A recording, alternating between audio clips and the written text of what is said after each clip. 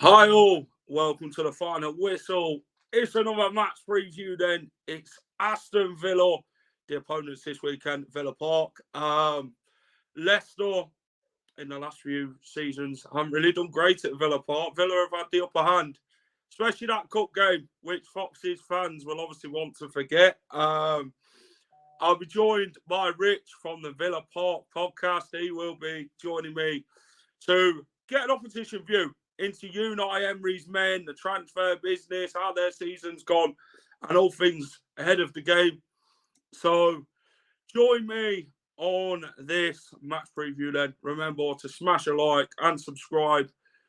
And let's get this match preview underway, shall we? And I'll see you in just a minute.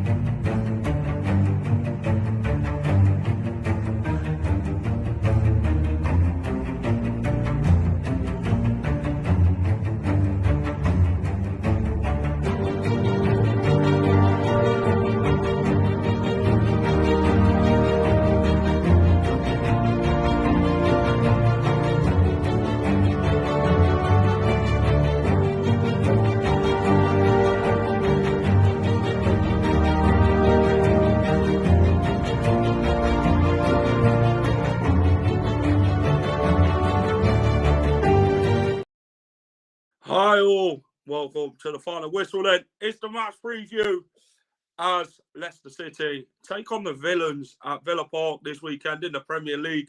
Villa 11th, Leicester, they need a right kick up the arse at the minute. I know we've brought in transfers, but we really need to look over our shoulder. We're 1 point from the relegation zone. It's not where we want it to be, but we're there and it's reality. We'll get Rich in shortly as he'll tell you about his channel and we'll obviously talk about the game as well. Kayson, how are you? We can get the result. The team should be boosted with a new signing, Blue Army. Yeah. Evening, Jack, by the way. You're good. I'm good. I am very good.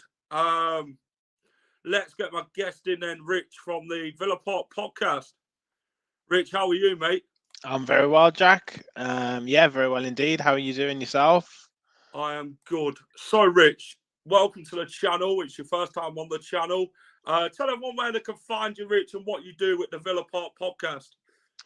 Yeah, we've been running since August live on YouTube. We've been like an audio podcast previous to that, and then properly on YouTube since August. We're almost at 1,000 subscribers. I think we're at 962 at the last count. So very, very close, that big 1,000. And very similar to yourself, mate. We do match previews, match reaction shows. We do a bit of a tactics show with a football analyst. Occasionally get interviews with journalists or ex-players. So yeah, just generally have fun, mate. There's about 5 of us on the channel talking all things Villa. Yeah. Rich, talk to me about the thoughts on your season so far. Obviously, Villa are 11th place with 28 points, 20 played. Talk to me how it's gone then. Obviously, you lost Steven Gerrard last half of the season. Unai Emery comes in.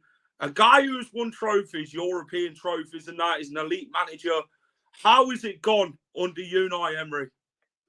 It's been fantastic, to be honest. I was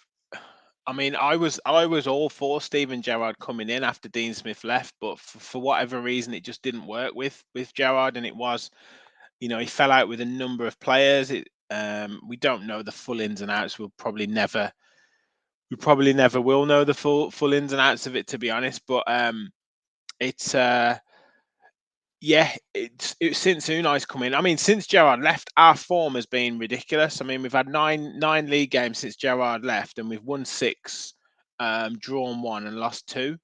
So it's been fantastic, the form that we've had. So yeah, it's can't argue with it, to be fair. And 5 wins out of 7 since Emery came in.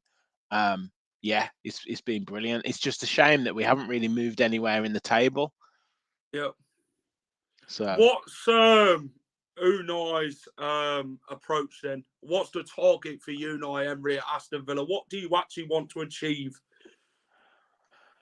I think he wants. I think that with Emery, there's quite a bit of unfinished business, isn't there? Like, especially with what happened with Arsenal. I mean, he did a good job with Arsenal. It was just probably the right man at the wrong time.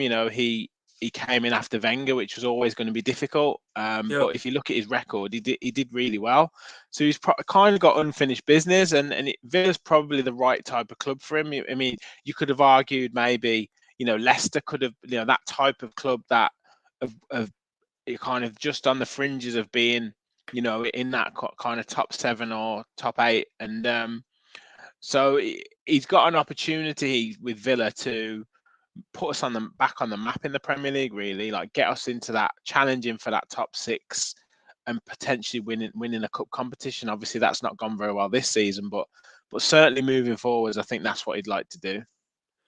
Rich, talk to me about January. How did January do for Aston Villa? Then obviously Danny Ings left. He then got injured in his first game with West Ham. Yeah. Money which Aston Villa will obviously invest in the summer. Obviously, brought in a new left back as well, the Spanish left back, and somebody else. Talk to me about the 2 new signings, Rich.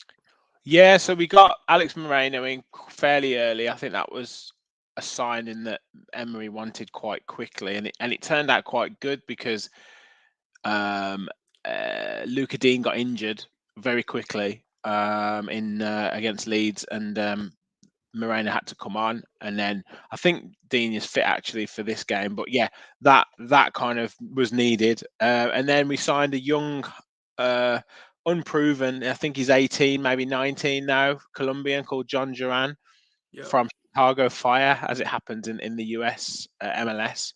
But already kind of very highly rated for Colombia. So we'll see what happens. I think he's 18 million. I think the deal will end up being if everything goes well.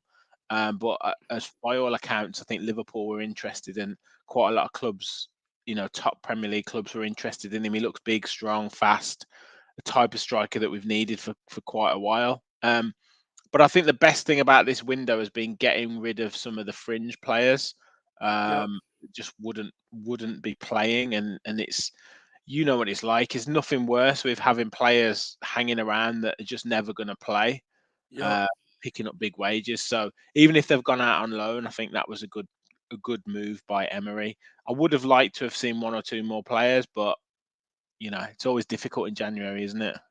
Yeah, it is. Leicester brought in Tete, Suter, and Christiansen.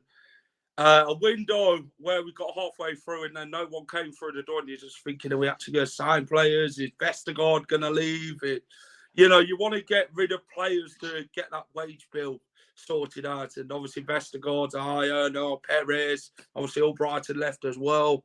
So I think with Leicester, big wages have been a thing where that's where most of the money's gone to, isn't it? Is at Leicester, and it's one of them. I bet you're glad you've kept hold of Maddison, though. Yeah, Maddison was key. Obviously, what's kind of like done Maddison is the injury side of things, isn't it? So obviously he's had to stay January. Newcastle was after him. Man City reported wanted to loan James Maddison when option to mine. I'm just thinking you're taking the piss. If you actually want a player, go and spend the money to actually get him in it. Don't sit there and try and wiggle around things to try and get it in your favour. These big clubs are like that, aren't they, Rich, when it comes to wanting your players? Absolutely, and it does.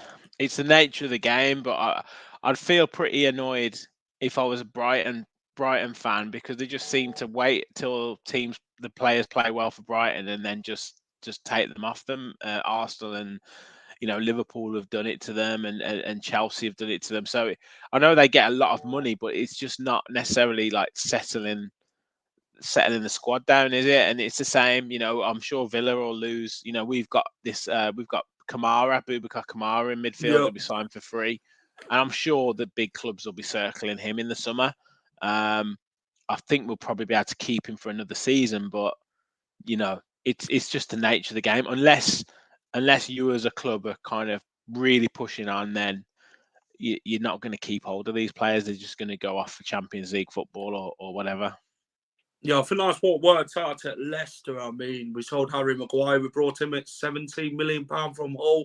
Sold him for £80 million plus. Fofana, We brought him in, sold him for £75 million plus. Riyad Mahrez, we brought him for 400 plus K when we were back in the Championship. Didn't really know much about Riyad Mahrez coming in to Leicester, and he turned out a cracking player. And, we sold him for £60 million plus to Manchester City after we not long won the title. And Leicester have been big investors in that, haven't they? They've actually brought players in for little amounts to then send them off to like these bigger clubs for like bigger amounts. Because these bigger clubs, they try and negotiate a deal in like to try and get them on the cheap, don't they, Richard? I think you've got to push them for the money, haven't you, in this day and age? Absolutely, and Leicester have done that really well. I think your team, you've got a good manager in Rodgers. Obviously, he's going through a tough time at the moment, and it's almost like you're stuck in between. Like, are you a club that's going to buy players to then sell on for bigger money, or are you pushing on for bigger and better things? And I think that's where clubs like Leicester, maybe even Villa to a certain extent, because we've obviously been out of the Premier League a few years back and only been back in like 3 or 4 years now. It's where clubs like that kind of get stuck, because it's like, do you risk pushing, or do you keep the money rolling in? And it's a difficult one for clubs to kind of balance. Before we move on to the game, Rich, what is your thoughts ahead of the second half of the season then for Aston Villa? Where would you like Aston Villa to finish? I mean, is Europe on the agenda? I don't want to say that at all yet, because every time as a Villa fan, we say this type of stuff, like we've got an opportunity, we've got, we get a couple of wins or whatever, we end up like messing it up and staying, kind of where we are. So I don't want to say that.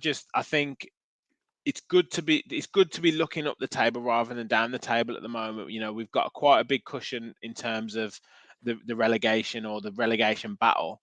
It would just not. I would like to get into that top 10. I'd like to get sort of 9th maybe. I don't think we've quite got the squad, or I don't think we'd benefit next season from being in the Conference League. You look at West Ham this season, then they're really struggling, and I don't think we'd be set up for it if we got in. I mean, I'm not going to complain if we did, but you end up then signing loads of players, and it can mess up the squad. Yeah, I agree. Right, Rich, let's go on to the game then. Yeah. Aston Villa versus Leicester. Let's have a look at a few stats that I've put together. Head-to-head stats, 106 played against each other in all competition. 36 wins for you guys, 44 for Leicester, 26 draws. What do you think to them stats, Rich? And if you had to pick a memorable game out of an Aston Villa versus Leicester game, then which one would you pick out and why? We've had a few, I think you, particularly under O'Neill, when you guys had O'Neill, you always used to get the better of us. Always. I remember like Steve Claridge and players like that. You always used to beat us. And I think I remember a game. I don't know if it was 3-2 or I can't remember now, but it was. I'm pretty sure Claridge scored, and that was a gutting one. I think recent times I've got to talk about the Carabao Cup one. Yeah, I'm sorry, but last minute winner. In a season that was terrible for Aston Villa anyway. We just about managed to stay up. It was a bit of a glimmer of light in that season. So that would be one that sticks in recent memory. But yeah, I know we've kind of recently had some good results. But previously, you guys always used to beat us. I just remember under you. I know we had O'Neill as well, but I just remember some games when you guys had Martin O'Neill, and you just always used to beat us. Yeah.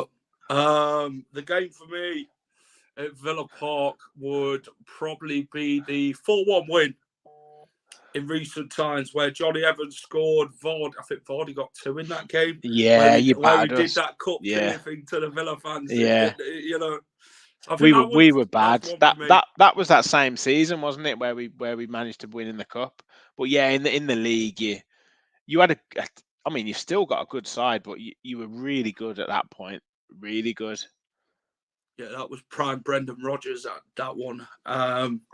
You know, I think Brendan, you know, as a manager, he's always been a plan A manager, but never had a plan B. You know, Right. he kind of like struggles a bit. You know, when like teams find him out, it's like, what do you actually do? And I think with Brendan, he likes to work from the back, doesn't he, Rich, to then get forward. And I think he did it at Liverpool, Swansea, and I think that's the way Brendan Rodgers is stuck with the same sort of football. And I think quite a lot of teams now have found Leicester out in the way they're playing. And yeah, he's been undermined and beaten by other managers who you won't think so. But, you know, it seems better on the day at the end of the day, isn't it, Rich, in the Premier League? You know, Absolutely. Rodgers had a good, I think Rodgers had a good record against Villa up until He Gerrard beat him. Yeah, he has. I know we got a win in the lockdown season at Leicester. King Power. Yeah. Where Ross Barkley's goal, was it? Yeah, Ross Barkley. Yeah. So I know we got a win then. I can't remember what the return game was, the score in the return game. But yeah, I mean, we beat 2-1 at Villa Park. Oh, okay. Traore scored for you lot. Right. Okay. And then I know last season we won 2-1, like you say. Gerrard got the win, and then we drew 0-0. That was a terrible game. I remember that last season. Yeah. So they're always interesting games, and I think Leicester's position in the league doesn't do them justice in terms. I know you've had, you know, ultimately you are where you are, but I think you've had issues with injuries, goalkeeper, finding not replace them players that we should have, like for in there, Schmeichel. Yeah, and the striker position you haven't sorted out. You know, Vardy's maybe just coming to the end, and the other two, Daka and Iheanacho, haven't really stepped up. And it's always that kind of, I don't know, transition period, isn't it? And like, I know the owners have had issues with obviously from lockdown and stuff. They haven't had the funds to be able to put into the club. So I'm sure you'll get out of it. It's just a case of like being a bit patient, isn't it? I suppose. Yep. Before we actually get your thoughts on the game, Rich, we're going to go through a bit more stats. Last 5 visits to Villa Park in all competition, played 5. Wins 2 for each side and 1 draw. Obviously, that was including that effort, the Carabao Cup win for you lot with the Trezeguet last minute hurrah in front of the Leicester fans. But yeah, last time round at Villa Park, a 2-1 win for you lot, a Emery concert double. Yes. For you lot. Talk to me about that game, Rich.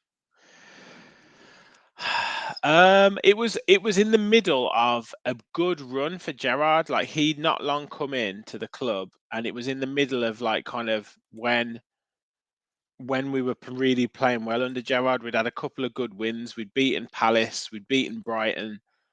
We played well against, I think, Liverpool at the time, and then we got the win against you guys. So that was in the middle of a good run for Gerrard, and this is why Emery's been brilliant since he's come in.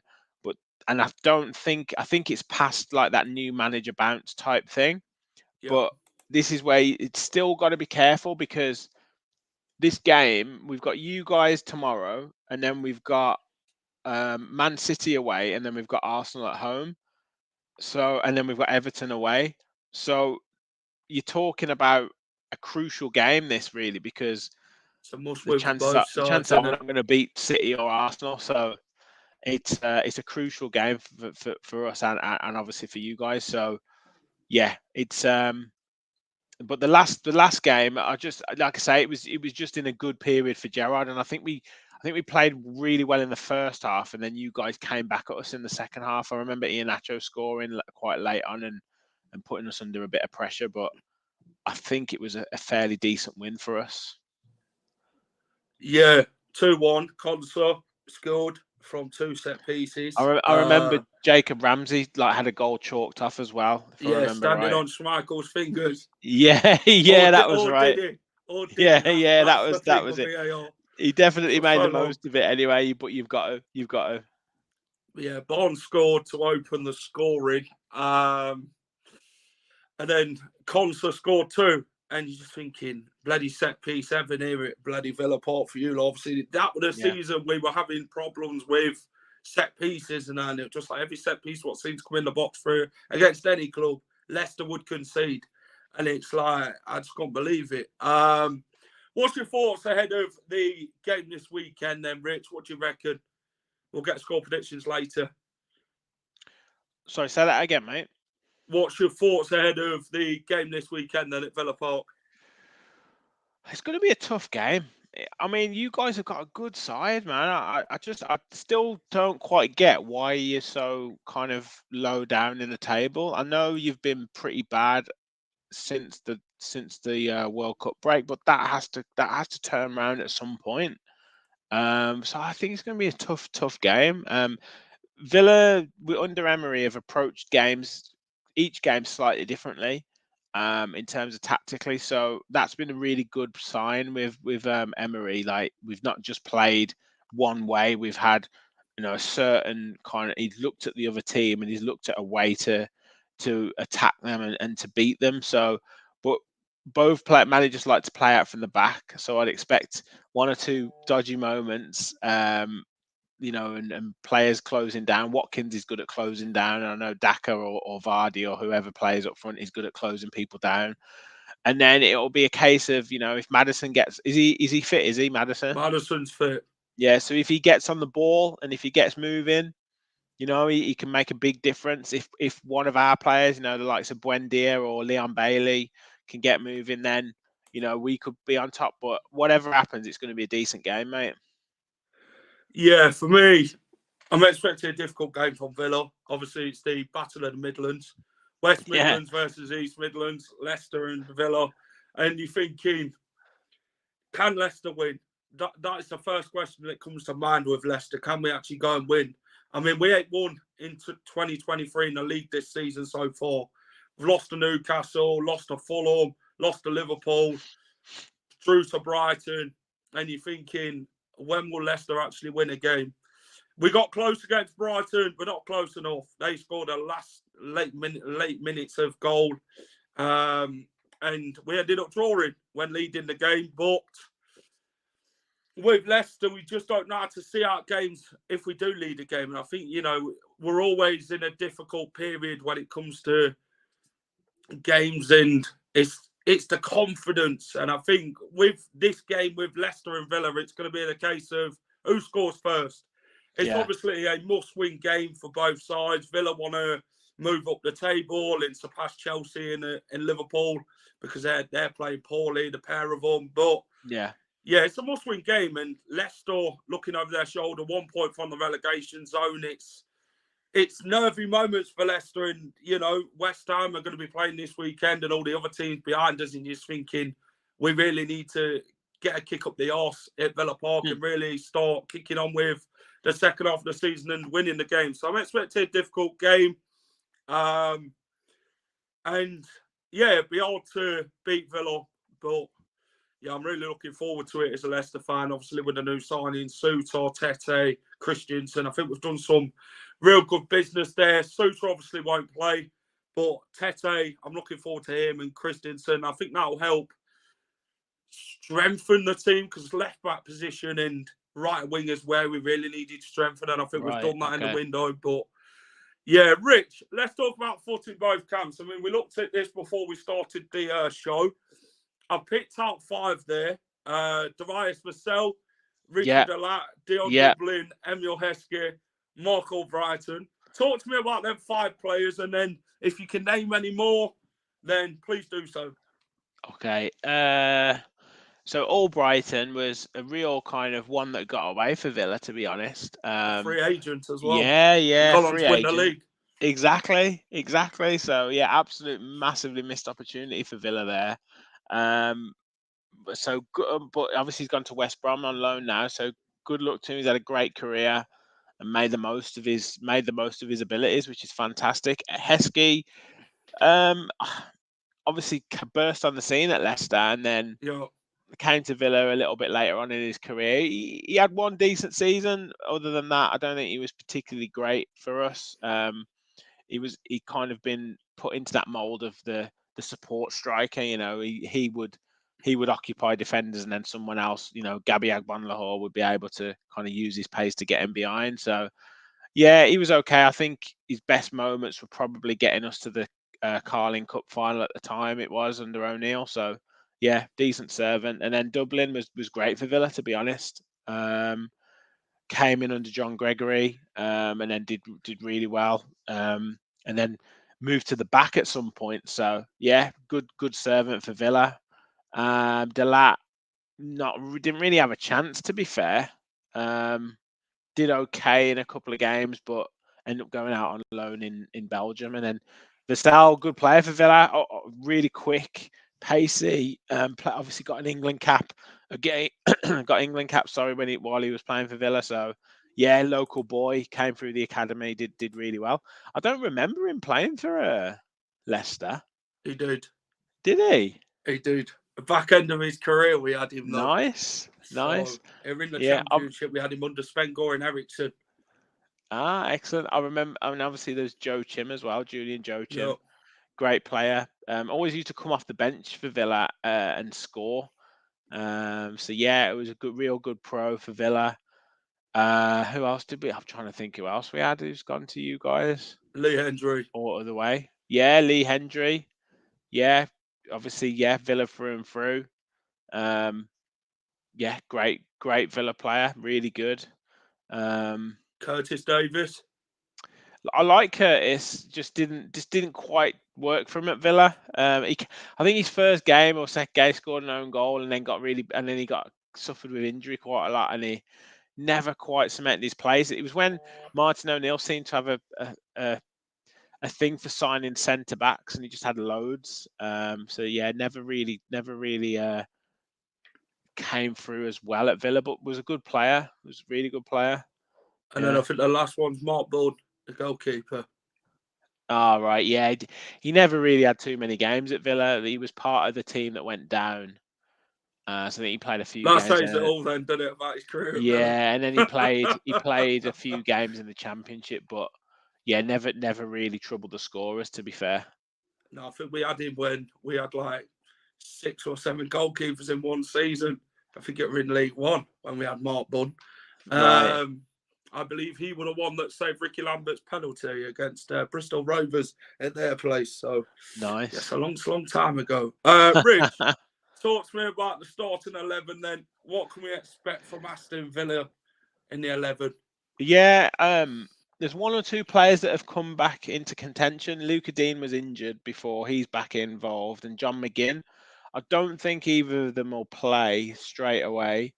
And Matty Cash is back fully fit as well. But I don't think he'll change too much from the team that he played in the last game that beat Southampton. So I think it'll be Martinez in goal, obviously. Ashley Young, I think, will keep his place at right back, who's been fantastic. Yep. I mean, 37-year-old and still playing is just brilliant. Moreno left side, and then Konsa and Mings in the centre back. Douglas Luiz and Kamara in the midfield, with, I would imagine, Emi Buendia further forward, with trying to think who was in there last time, and then it'll be Leon Bailey, and he scored against Leeds, is that right? Yes, Leon Bailey. He did. Yeah, he did. It'll be Leon Bailey and Ollie Watkins and Jacob Ramsey will be in there as well. So he'll have he plays quite a tight 4 in midfield. So he has like the two deeper midfielders will be Kamara and Luiz, and then he plays like 2 basically in front of them, in Ramsey and Buendia, and ask them to kind of pull out wide, and then Bailey will be just in behind Ollie Watkins. So the kind of them 3 will move about quite a lot. Any injuries? Not at the moment, other than the sort of major ones. Diego Carlos, who's coming back to fitness. He's a centre back we signed in the summer. But from Sevilla. Yes, he's not fully fit yet. And then Bertrand Traore, who we recalled back on loan, he's back in full training from next week, so won't quite be ready for tomorrow. But yeah, bench wise, you've got Philip Coutinho still, who's available. You've got, like I say, Matty Cash will be on the bench, I imagine. John McGinn's back. So we've got one or two options there that we've and then that new signing, John Duran. So yeah, there's one or two options now for Emery, and he's managed to trim down the squad, which is something that Villa fans have been asking for quite a while. Yeah. What about you guys? Starting 11. Johnny Evans won't play. I think he's got a foot injury. I think it's one of them foot injuries where you can't seem to get rid of it. And he's had it at Leicester for a while, and it keeps him out quite a bit. Babakary Samari won't be ready for this game. Justin's out for the rest of the season. Ricardo is back on the grass and that, so he won't be far away from coming back to playing. Jamie Vardy, it's a race against time for him for this game. I don't know if he'll play any part due to a glute sort of problem. And Harry Souttar, the new signing, he had a minor hip injury before joining Leicester. That's why he missed games for Stoke. So I don't think Souttar will make his Premier League debut this weekend, but Rodgers says he'll be back for next weekend. But you know what Brendan's like, he'll say one thing and then something else happens next week. So I think that's the whole merry-go-round with Leicester this season. He likes playing the mind games every now and again, particularly with Villa as well. Like he'll maybe throw a little spanner in the works. Here's my team that I've picked.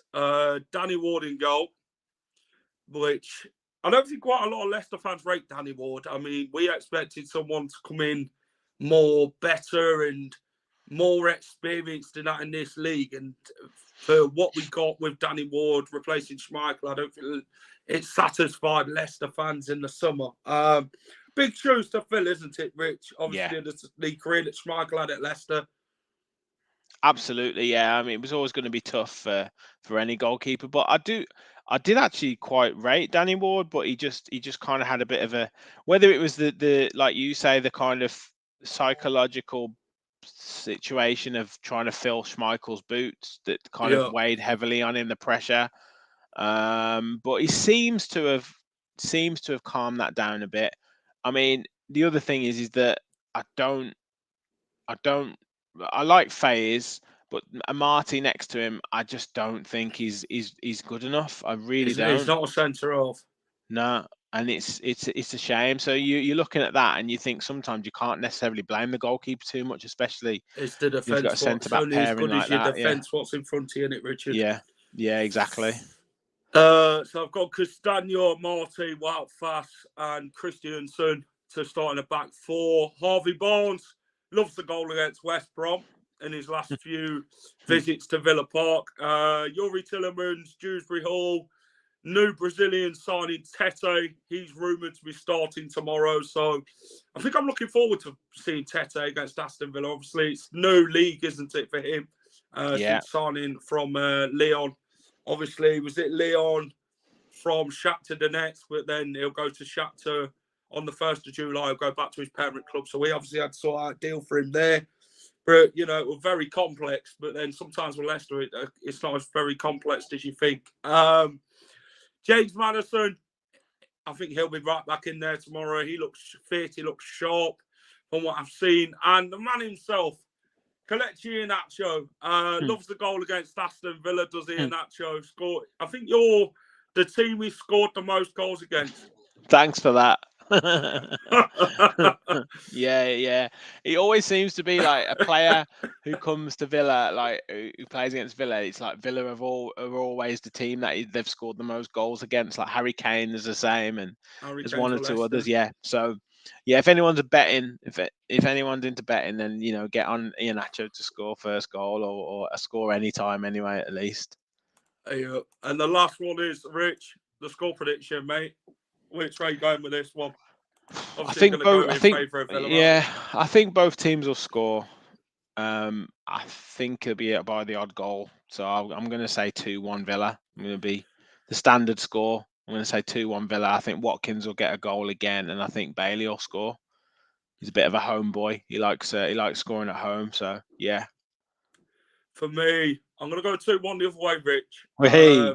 Leicester need to kick up their arse in 2023 in actually go and win in the Premier League and not just in the Cup. You know, we've got to go and give it our best tomorrow, go and leave it all out on the pitch and put in a good performance and fingers crossed 3 points. Tete, I think he'll be influential tomorrow, so I think he'll score on his debut.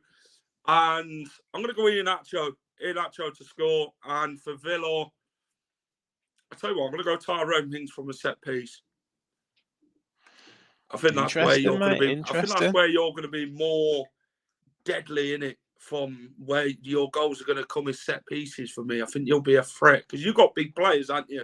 You know, the more we're getting bigger. Yeah. It's been one area where we've been quite weak, but yeah, Mings, Konsa, Watkins is decent in the air.